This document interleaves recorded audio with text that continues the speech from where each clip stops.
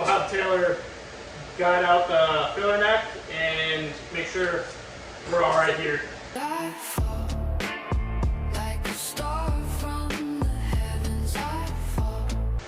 We'll go straight up with it. All right, you guys ready? All at once. 1, 2, 3. Perfect. Straight back.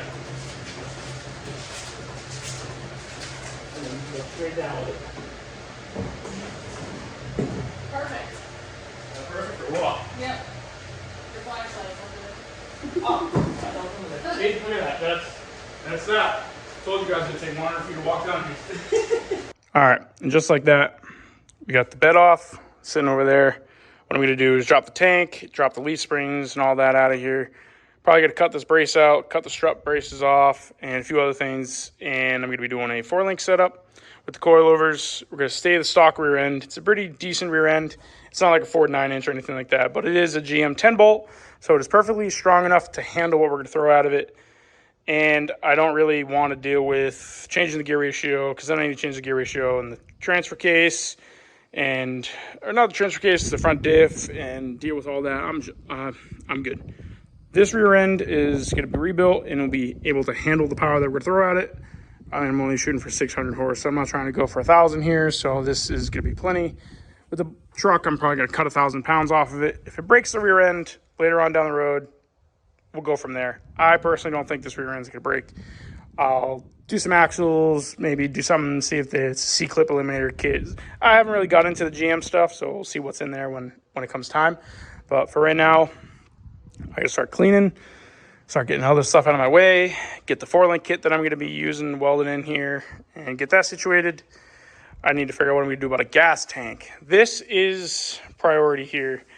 I want to be able to use the original filler neck. I do not want to put a fuel cell in the bed of the truck.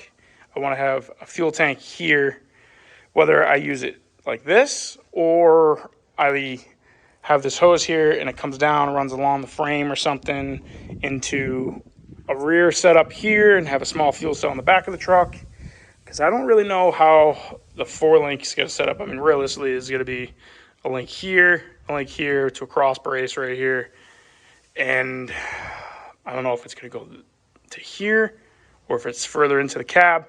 I need to look into that when I get the kit. I'm pretty sure it goes right about here.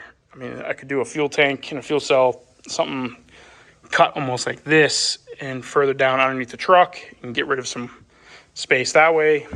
I don't know what I'm gonna do, but this is where we're at. I'm waiting on some stuff that I'm gonna need. Realistically, this is disassembling and cleaning everything. I'll get the tank out this week.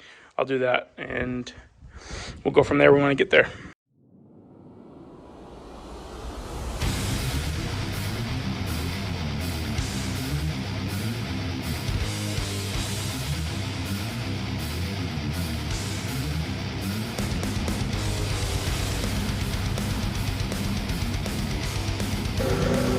That wasn't tight.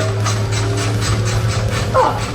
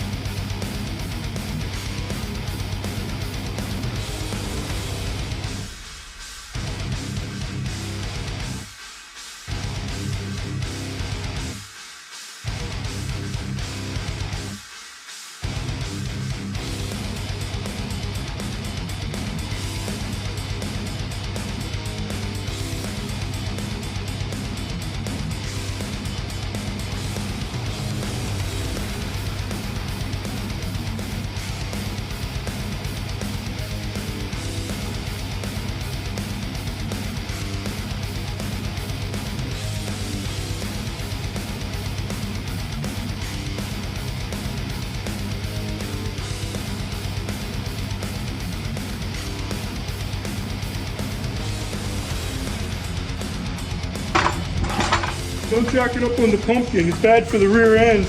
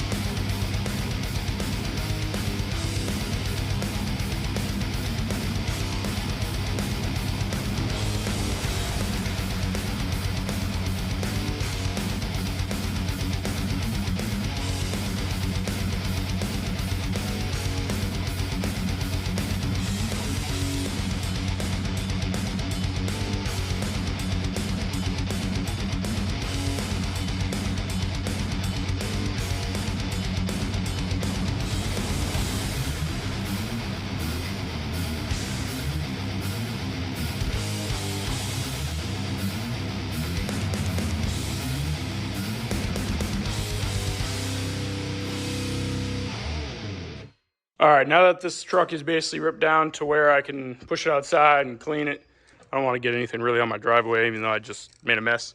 But let's get this out, we'll put it over here, we'll degrease it, start pressure washing the entire frame and everything, just so I can get a clean base of starting to work on it, because it's covered in oil undercoat and everything, so it's a mess. So let's get that going.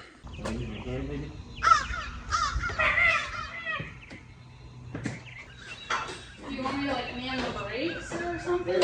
Brakes? What brakes? How the fuck are you gonna stop it? I'll supervise. Be a good supervisor. Safety instructor. That way. What? I was instructing you that way.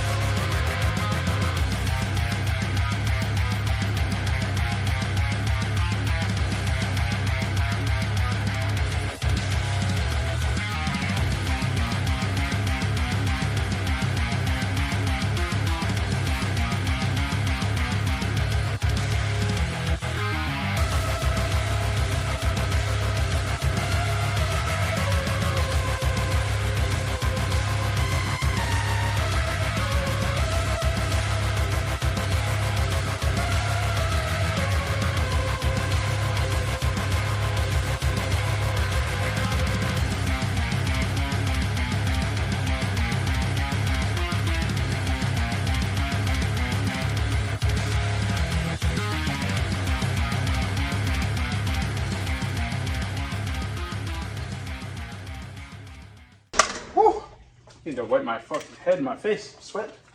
All right, got the frame all degreased and pressure washed. You can see that all the undercoat and everything came right off, which is basically how I wanted it. And you can see all the, actually the bare steel, even the factory coating came right off. But I mean, there's still some on it that's hard to come off. But you can see how well the frame actually is really held up. There's no real rust on it. I mean, you know, I got some slight surface area and stuff right here, but look at the bare frame. This is just from degreasing and pressure washing it. This frame being 33 years old and sitting outside in the field, I mean, if you knew the history of this truck and where it's sat, I don't think anyone would believe me, but it looks really nice, enough to start cleaning and being able to start welding, put the 4-link and everything in. I just can't get over how the frame is. I mean, it's not rotted. It's barely even surface rust. I can't believe this thing's oil undercoating your frames when you buy a new truck and you don't plan on keeping it for your whole life and you just want to make sure it doesn't rust. Oil undercoat your frames, because this is an example of a 33-year-old truck, almost 34-year-old truck, and I can't get over how nice it is. Perfect candidate to start working on. Nice.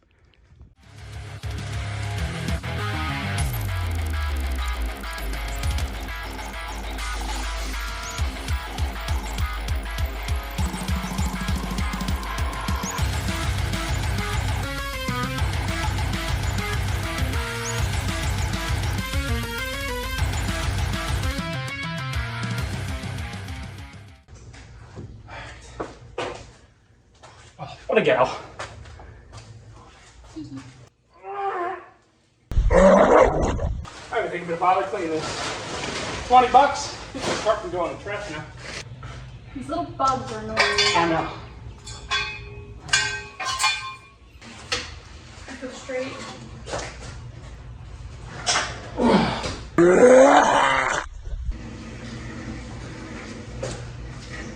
Perfect.